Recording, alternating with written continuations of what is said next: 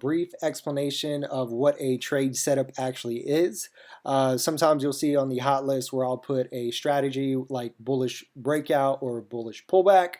And when I say a setup, that just means that the trade isn't actually occurring yet. We would need further confirmation. For example, a bullish candlestick, um, basically open and then a higher close on the same day.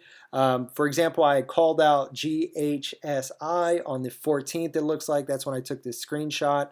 And then it was a setup. It wasn't occurring yet, so we threw it on the hot list for the next day. And let's take a look at what happened. You can see up here 1/14/2021 at 9:50 p.m., which is when I ran my scan.